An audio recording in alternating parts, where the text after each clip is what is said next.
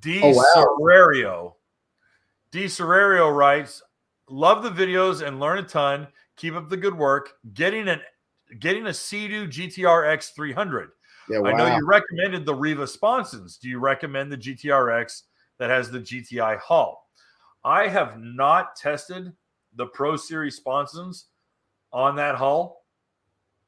I don't even know if the Pro Series Sponsons I have will even match up to them. I think they do, but I don't know. Yeah. The purpose of that hull is to be loose and squirrely.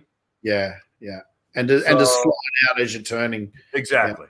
Yeah. So when it has that purpose, and then you go and you change the purpose of it's like putting a trailer hitch on a Corvette. How does the Corvette tow? I don't know. It's not meant to tow. So it's hard for me to give a recommendation. I mean, can I be boring about this? Sure. So all I would worry about, unless you're a highly skilled rider, I'd be worried about getting high-sided if the sponsons grip too much for what the hull's designed to do.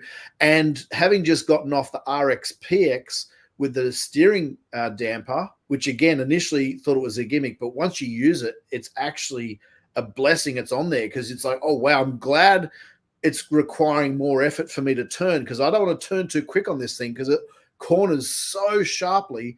I would be sent if it wasn't for that damper. So look, obviously it's your call on this one, Kevin, but I'd be inclined to at least ride it for a bit with the standard sponsons, see how that feels before tampering with it any, I agree. Yeah. I really do agree. Because that's a quick ski. 300 horsepower in a GTI hull.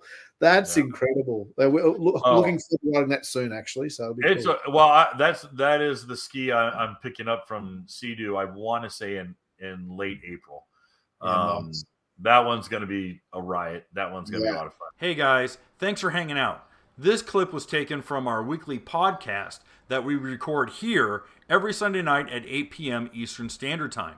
If you want to watch the whole video, you can go to the Watercraft Journal's YouTube channel, go to playlists, and then click on live sessions. You're going to see it there.